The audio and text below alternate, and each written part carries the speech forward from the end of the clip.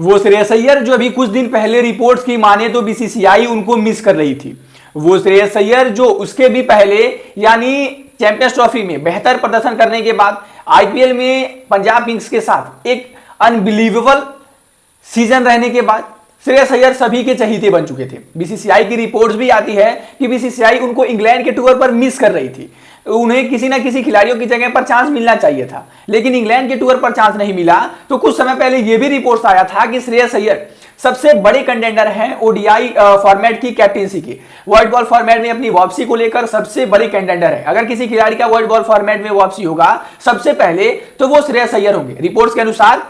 इनको वाइस कप्तान या फिर सीधा ओडीआई की कप्तानी भी दी जा रही थी, लेकिन अब जो रिपोर्ट्स आ रही हैं वो आप सुनकर हैरान हो जाओगे और आप कहोगे कि जिस खिलाड़ी के बारे में आप मिस कर रहे थे, आखिर ये कौन सा मिस करना हुआ कि जब स्क्वाड की प्रोबेबली वो जो समरी बनाई जा रही है तो श्रेयस अय्यर की वहां से जगह ही बनती हुई नजर नहीं आ रही है। जी हाँ, अगर मैं आप लोगों से कहूं कि स्क्वाड जो एक दो दिनों में ही आ जाने वाला है, वहां पर आप लोग श्रेयस अय्यर का नाम उस लिस्ट में ढूंढते रह जाओगे, लेकिन आपको नहीं दिखने वाला है। नहीं दिखने वाला है क्योंकि अब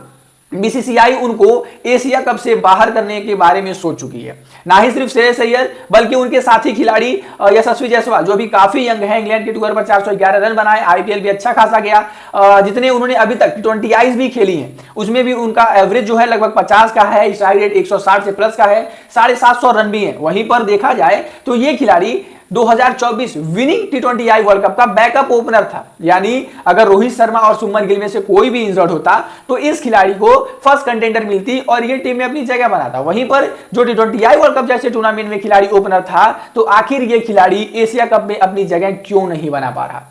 रिंकू सिंह जो काफी लंबे टाइम से टीम इंडिया के साथ जुड़ रहे थे, हालांकि अभी तक उन्होंने सिर्फ 30-33 मुकाबले ही खेले हैं, 550 रन है, 3 हाफ सेंचुरियां हैं, स्ट्राइक रेट भी अच्छी है, लेकिन रिंकू सिंह के भी बारे में टफ कॉल ले सकती है बीसीसीआई। टफ कॉल यानी वो भी आपको एशिया कप के स्क्वाड में नहीं देखने को मिल सकते हैं। वेल, इसमें इन सारे खिलाड़ियों में से सबसे ज्यादा जो चौंकाने वाली खबर थी वो थी श्रेयस अय्यर को लेकर। श्रेयस अय्यर के बारे में रिपोर्ट आई है कि शायद ये T20 आई बीसीसीआई इनको लेकर आगे नहीं बढ़ना चाहती। ये उस तरीके के T20 आई के प्लेयर नहीं है, हालांकि इनकी कैप्टेंसी जरूर अच्छी है, लेकिन ये अपने आप को T20 आई प्लेयर नहीं प्रूफ कर पाएंगे। जिस रिपोर्ट्स के अनुसार मैंने ये सुना तो मुझे लगा क्यों ना मैं आप लोगों को बता दूं आईपीएल 2025 के यानी 2025 के श्रेयस अय्यर के जो आंकड़े हैं मैं क्यों ना आपको बता दूं, और उसके बाद से आप बताना क्या एशिया कप में या फिर किसी भी T20 आई के टूर्नामेंट में श्रेयस अय्यर का चयन होना चाहिए या फिर नहीं। एशिया कप 2025 में उनका सिलेक्शन होना चाहिए या फिर नहीं। आईपीएल 2025 में श्रेयस अय्यर ने कुल 17 मुकाबले खेले, 17 मुकाबलों में उन्होंने कुल 605 रन बनाए। अभी तक के आईपीएल के हिस्ट्री में श्रेयस अय्यर का ये सबसे हाईएस्ट स्कोर वाला वो सीजन था। हालांकि हर सीजन में वो 400 450 रन 300 350 रन तो बना ही रहे थे, लेकिन एज अ बैट्समैन वो उनके लिए सबसे बेस्ट कहें तो इस साल था। और इस साल आप इस बात से अंदाजा लगा सकते हो कि श्रेयस अय्यर ने 60 की एवरेज के साथ, और स्ट्राइक रेट सुनोगे तो आप शायद और भी चौंक जाओगे, जिनको T20 आई का खिलाड़ी नहीं कहा जा रहा, यानी श्रेयस अय्यर को T20 आई का प्लेयर नहीं कहा जा रहा, तो उस खिलाड़ी का जो स्ट्राइक रेट है वो 175 से 180 के बीच, यानी 180 आप मान लो उसका है। यानी वो खिलाड़ी अगर वो खिलाड़ी आप सोचो इतना बेटर उसका स्ट्राइक होने के बाद भी समथिंग 200 का ये स्ट्राइक रेट हो जाएगा, एक गेंदों पर 2 रन, लेकिन फिर भी इस खिलाड़ी को अगर T20 आई की टीम में कंसीडर नहीं किया जा रहा, इसको T20 आई के प्लेयर के रूप में कंसीडर नहीं किया जा रहा, फिर आप किस खिलाड़ी के बारे में सोचोगे। आईपीएल में 600 से ज्यादा रन, 60 का एवरेज, और वहीं पर स्ट्राइक रेट 180 का होने के बाद भी अगर कोई खिलाड़ी टीम में सिलेक्शन अपना ना करवा पाए, फिर उसके बाद वो क्या ही करे। तो कहीं ना कहीं श्रेयस अय्यर के बारे में अब बीसीसीआई सोच चुकी है कि जो लिस्ट आना है, जो स्क्वाड आना है, वहां पर आपको श्रेयस अय्यर की जगह देखने को नहीं मिलेगी। और यही सबसे चौंकाने वाला खबर जो सामने आया। रिंकू सिंह को भी लेकर यह बात आ चुकी है कि बीसीसीआई अब उनको लेकर टफ कॉल लेने वाली है।